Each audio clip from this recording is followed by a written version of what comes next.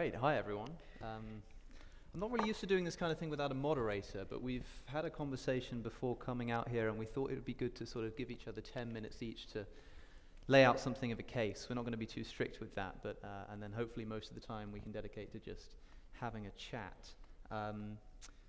Dinesh said that I can go first, which seems a little odd given that he's, I suppose, technically on proposition, but I wanted to lay out a few different ways that I interpret the question and see where he wants to take it. Some people said that I shouldn't do this debate with this question. It's kind of an impossible question. It's the kind of question that requires more of an explanation to ask than to answer, which is a little bit strange. So I thought, the Bible is not a book.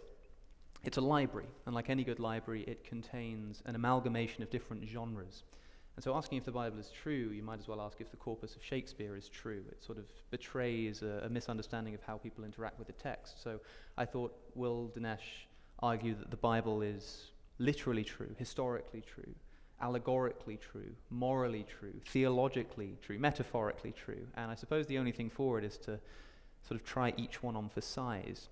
So maybe beginning with Genesis, in an attempt, clearly not at historicity, but rather allegory and metaphor. We can deal with one of our types of truth here. We're introduced to Adam and Eve, who are told in no uncertain terms by God not to eat of the tree of the knowledge of good and evil. You may begin to wonder why knowledge of good and evil is such a bad thing, but the thought is interrupted by the introduction of the serpent, who says to Eve, "Did God say that if you eat of the tree, then in the day that you eat of it, you shall surely die?" And Eve says, "Yes."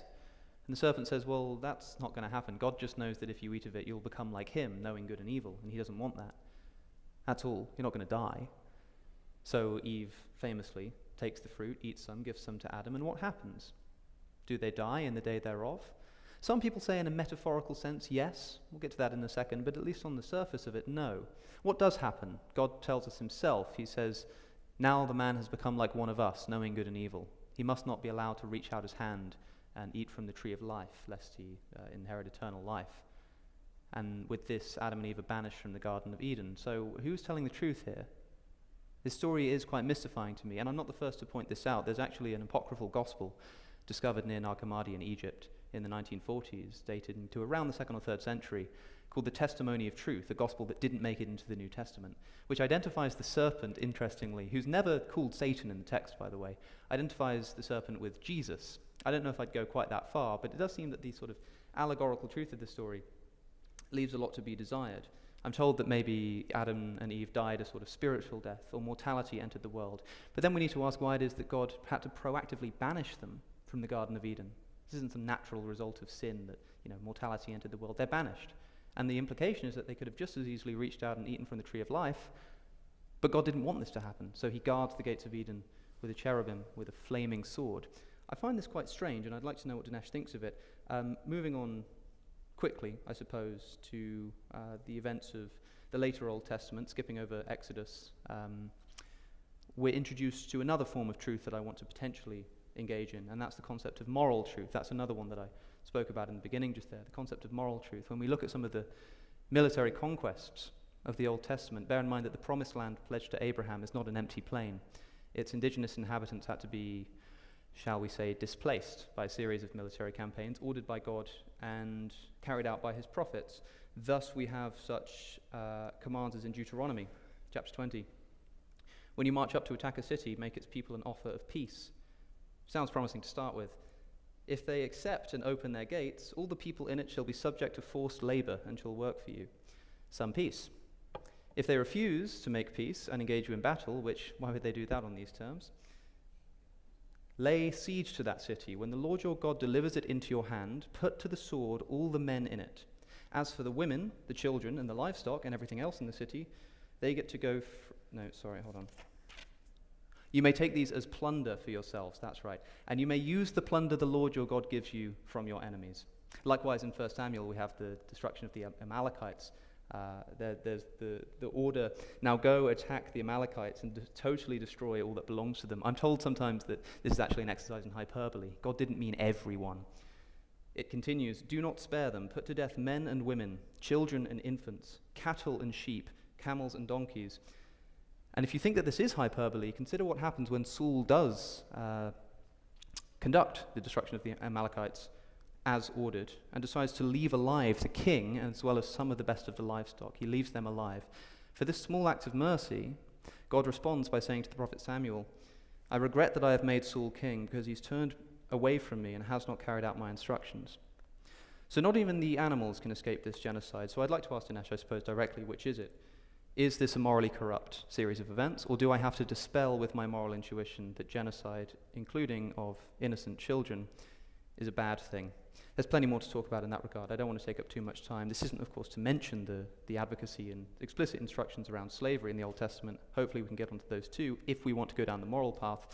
But I think that the most natural interpretation of the question is the concept of historicity, the literal truth of the Bible, that is. This is where I think we have to move to the New Testament, because the genre of the Gospel seems to be historical biography, unlike the mythology of a book like the Psalms or Genesis or Job.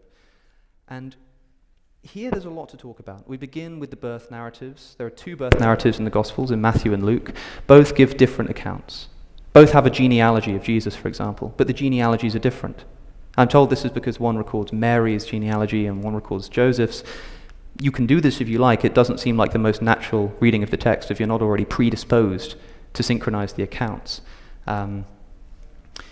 Then we have, for example, the flight to Egypt, which is only recorded in Luke, which is difficult to reconcile with Matthew's account that they went to the temple in Jerusalem instead. But more importantly, Matthew then says that the family traveled to Nazareth, and he says, so was fulfilled what was said through the prophets, that he shall be called a Nazarene, quoting the prophets.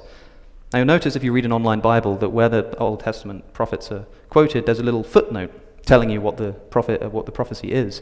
In this case, you won't find one, because the prophecy simply doesn't exist. It's not there. There's no such thing. So there are two options here.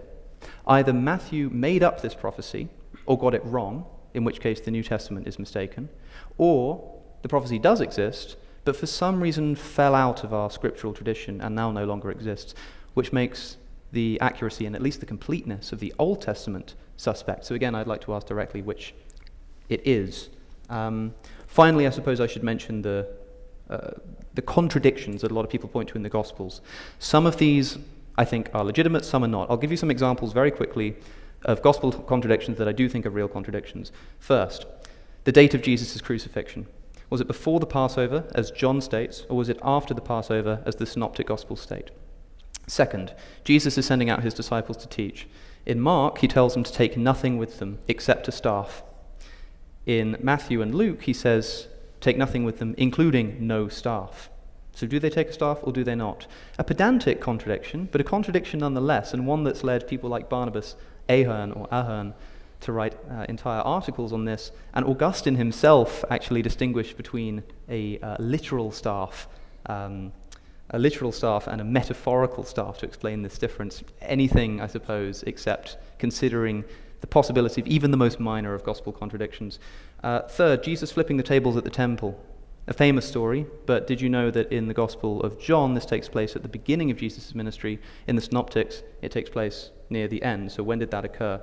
Mary Magdalene, after the resurrection of Jesus, runs to the disciples in John's Gospel and says, they've taken the Lord, and we do not know where they have put him.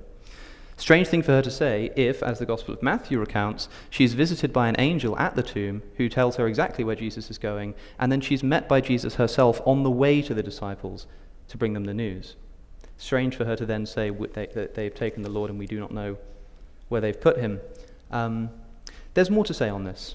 Interpolations, things which seem not to be in our oldest manuscripts but end up in newer manuscripts of the New Testament, such as the adulterous woman, let he who is without sin cast the first stone. Most scholars agree that this was not in our earliest manuscripts and was added in at a later date.